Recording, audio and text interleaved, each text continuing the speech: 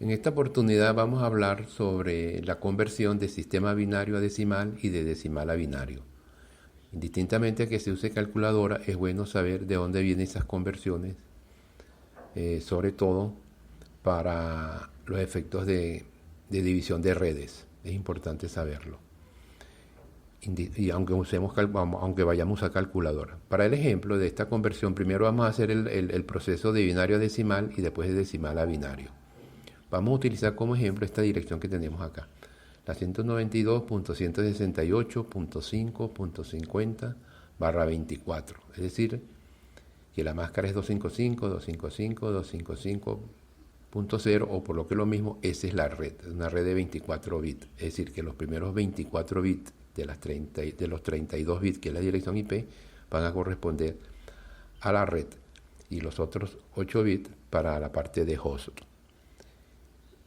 Entonces lo que vamos a hacer en el proceso es que vamos a demostrar cómo estos binarios que tenemos acá corresponden a esta parte decimal. E igualmente vamos a hacerlo con la IP. Esto es en cuanto a la máscara. Y en la parte de abajo va a ser en cuanto a la IP. Es decir, esos binarios correspondientes a ese decimal de la dirección IP, vamos a demostrar en la conversión la equivalencia pues, entre ese binario y a ese decimal. A esos números decimales. Y después vamos a hacer el reverso. Para ello vamos a utilizar esta tabla que tenemos acá, que es la posición. Vamos a trabajar con 8 bits porque es el octeto típico de una parte de un IP, pero puede ser más. Entonces, es binario, es decir, que la base es 2, es decir, que los únicos que trabajan ahí es 0 y 1, vamos a ver la posición que tiene cada bit en función el valor que tiene cada bit en función a su posición, ¿verdad? Entonces vemos acá que el primero va a tener 2 a la 0 y así sucesivamente con la potencia correspondiente, ¿ok? De acuerdo a su posición. Y entonces el valor que va a tener allí lo tenemos en la segunda fila, que sería 1, 2, 4, 8, 16, 32, 64 y 128 respectivamente. ¿Cómo hacemos esa conversión? Bueno, el bit en su posición que esté en 1 es el que va a prender y se va a sumar el valor correspondiente. Y el que tenga 0, pues no se suma, ¿verdad? Por ejemplo, en nuestro caso, es decir, ¿cuáles serían esos valores? Bueno, el valor máximo, ¿cuál sería? Cuando todos están prendidos, cuando todos están en 1, ¿verdad? ¿Y cuál es el valor mínimo? Pues, como ya sabemos, cuando todos están en 0, ¿ok? Fíjense que y ahí vamos a tener el valor correspondiente. Fíjense que eso que todos en 0 o todos en 1 va a ser típico cuando restamos a la cantidad máxima que tenemos de host en una red. Porque cuando todos son 0 en la parte de host, eso no identifica el ID de la red. Y cuando la parte de host todos están en 1, pues eso no va a identificar la parte de broadcast, ¿ok? Que ya debe hacerle algo de memoria, lo del broadcast con el ARP que trabajamos en la semana 1 o el bloque 1, ¿ok? Entonces, aquí lo tenemos, ¿verdad? En el caso que todos sean 1, entonces aquí ya tenemos esa primera demostración, ¿verdad? Que es 255, el equivalente. ¿Por qué? Porque todos están prendidos de manera que sumamos todas las columnas en este caso. Y así que por eso es que un IP no puede tener nunca un valor, cualquier octeto no va a tener un valor más grande o mayor a 255, porque ese es el valor máximo que se tendría cuando todos los binarios en 1 nos da 255. E igualmente, y el más bajo será 0, porque cuando todos están en 0, que es decir, no hay ningún bit prendido, quiere decir que la suma de las 8 columnas de izquierda a derecha, pues nos daría, de mayor a menor, nos daría 0, en este caso, ¿verdad? Que es lo que estamos viendo en el ejemplo actual que estamos trabajando, del 192.168.5.50, ¿ok? y el resto de los valores pues estarán entre 255 y 0.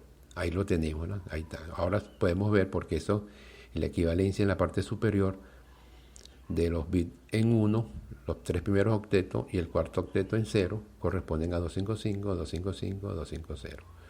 Ahora vamos a demostrar específicamente en el IP con los valores de 192, 168, 5 y 50. ¿Ok? Así que el primer octeto, ahí lo tienes en binario, lo tenemos en binario y en decimal. Ok, agarramos nuestra tablita, que ya sabemos, sencilla de recordar, y rellenamos la tercera fila. ¿Cuáles los bits correspondientes a 192? Ya lo tenemos, es 1, 1 y los demás en 0. Y así que sumamos los bits que estén prendidos. Sería el de 128, que es el octavo bit, y el séptimo bit. 128 más 64 que nos da 192, que es justamente el 192 que nos aparece en el primer octeto de la dirección IP del ejemplo que estamos trabajando.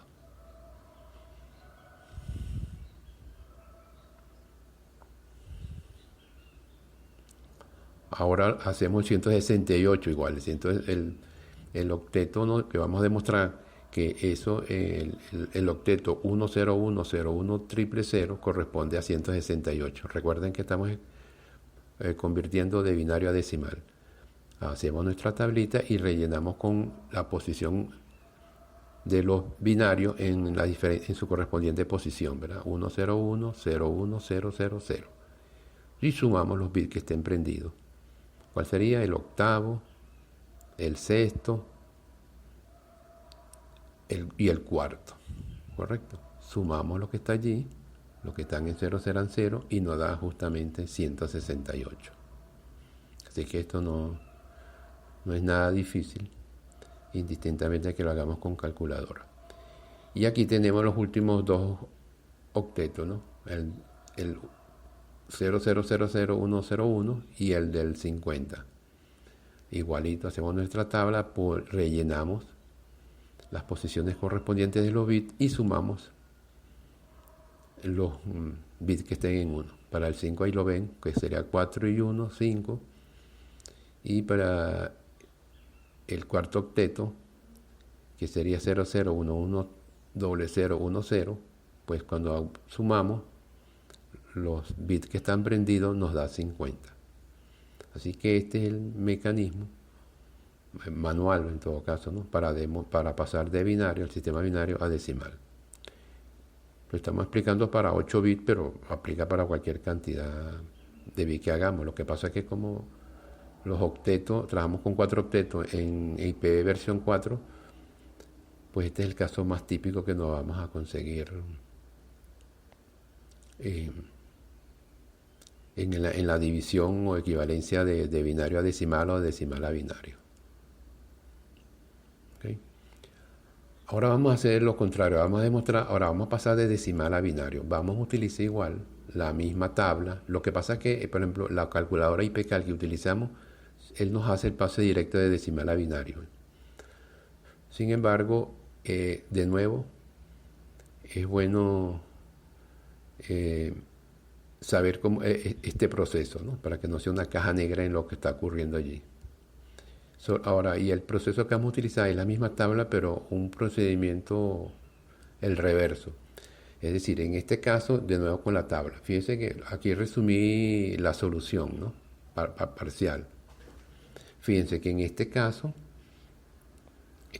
tendríamos, recuerden que en este caso es de decimal a binario, entonces nuestro dato aquí sería el 192, por ejemplo, ¿verdad? Entonces el proceso es el siguiente: buscamos el bit que esté más cercano al valor decimal que andamos buscando, que esté más cercano o que sea igual, nunca mayor. Por ejemplo, en este caso el número más cercano es el octavo bit, que tiene 128, es el más cercano a 192. Lo activamos, lo ponemos en 1, restamos esa cantidad del número que estamos buscando, en este caso a 192 le restamos 128, nos da 64 y hacemos el mismo, buscamos el número más cercano a 64. ¿Cuál sería? El séptimo bit, justamente de 64. Nos da 1 y por lo tanto ya está listo porque llegamos a cero. Entonces quiere decir que todos los otros serían cero. ¿Ok? Y, si, y nos da el 192, ya saben, para demostrarlo, pues. Y fíjense, el 168 se lo dejé a ustedes para que lo hagan. Y lo pueden verificar después con una calculadora o me consultan. Y en la tercera, ahí está ahora el 5. ¿Cuál es el número más cercano a 5? El tercer bit que tiene, que da 4 en su posición, ¿verdad? Le restamos 4, nos da 1. Y el otro bit sería el primer bit, el de 2 a la 0, que es 1. Y ahí sería 5. Por ejemplo, cuando vayan a hacer 50, ya saben que el octavo y el séptimo van a tener 0 porque son mayores que 50. Así que el primero que van a aprender sería el de 32 y siguen el proceso. Cuando hagan el de 168, el primero se va a aprender porque y van a restar y van a seguir el mismo proceso.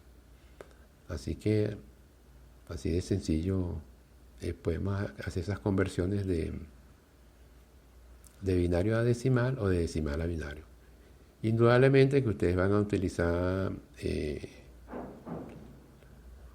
sus calculadoras para hacer estas, cuando haga falta, pues, hacer estos cálculos, pero es bueno saber realmente de dónde vienen estos números.